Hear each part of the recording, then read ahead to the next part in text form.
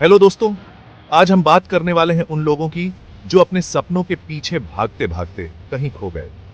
जब भी हम यूपीएससी की बात करते हैं, सबसे पहले दिमाग में आता है आईएएस अफसर, लाल बत्ती, पावर, इज्जत और एक बेहतर समाज बनाने का सपना। लेकिन इसी सपने के पीछे हर साल लाखों लोग दौड़ लगाते हैं और बहुत कम ही लोग मंजिल तक पहुंचते हैं। लेकिन जो नहीं पहुंचते, उनका क्या?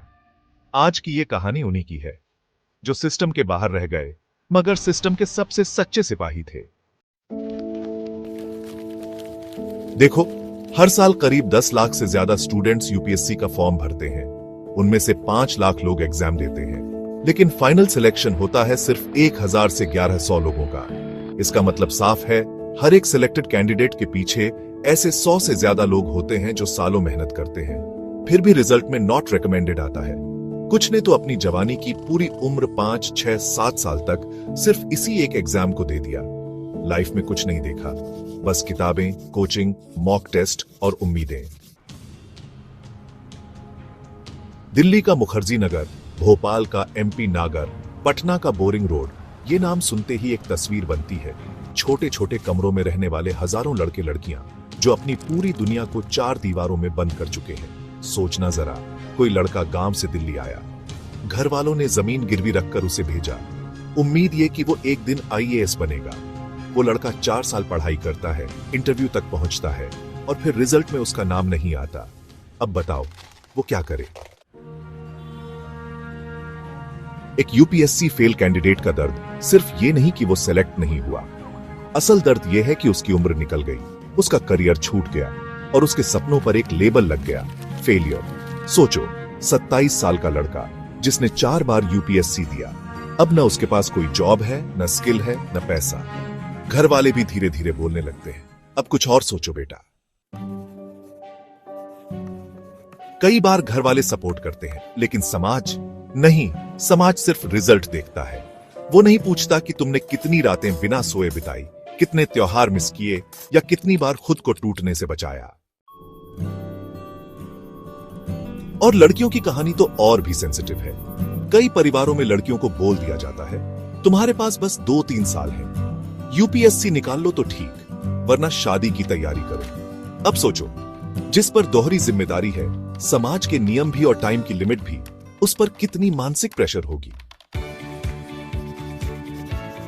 यूपीएससी का सक्सेस रेट है 0.2% से भी कम। मतलब अगर 1000 लोग बैठे हैं एग्जाम में, तो उनमें से सिर्फ 2 ही आखिर तक पहुंचेंगे, बाकी 998 वो कहां जाएंगे? कई लोग तो 5वीं, 6ठी कोशिश तक भी हार नहीं मानते, लेकिन धीरे धीरे वो एक ऐसी जगह पहुंच जाते हैं जहां न तो कोई उन्हें समझता है और न ही वो खुद को। उनकी उम्र निकल जाती है, कॉलेज के दोस्त नौकरी और परिवार में लग जाते हैं और वो अकेले रह जाते हैं एक कमरे में, किताबों के ढेर के बीच। राकेश नाम का लड़का बिहार से था। उसने 6 साल यूपीएससी की तैयारी की, 2 बार इंटरव्यू तक गया, लेकिन कभी नाम नहीं आया। आखिर में हिम्मत हारकर उसने कोचिंग में पढ़ाना शुरू किया ताकि गुजारा हो सके। आज वो किसी ऑफिस में नहीं, बल्कि एक बैच में 200 बच्चों को सिविक्स पढ़ा रहा है। वो खुद कहता है, मैं अब दूसरों के सपनों की तैयारी कराता हूं। आपको दुख होता है? वो मुस्कुराकर कहता है, हां, पर अब आदत हो गई है। यही कहानी हजारों राकेशों की है और यही सवाल आता है, क्या हमारी व्यवस्था इतने लोगों को सिर्फ रिजेक्ट करने के लिए डिजाइन है? क्यों नहीं हम इन मेहनती युवाओं के लिए कोई प्लान बी बनाते हैं? यूपीएससी फेल्ड एस्पिरेंट्स के लिए skill training program, public policy या एनजीओ सेक्टर में placement, government backed fellowships, mental health support system. देखो यार, यूपीएससी एक महान परीक्षा है, लेकिन हमें यह नहीं भूलना चाहिए कि यह सिर्फ एक रास्ता है, जिंदगी नहीं। एक एग्जाम आपके जीवन की आखिरी पहचान नहीं हो सकता। अगर आपने मेहनत की है, ईमानदारी से तैयारी की है, तो आप फेल नहीं हो सकते। हो सकता है यह सिस्टम आपको नहीं समझ पाया, लेकिन इसका मतलब यह नहीं कि आप बेकार हो। यह देश सिर्फ आईएएस अफसरों से नहीं चलता।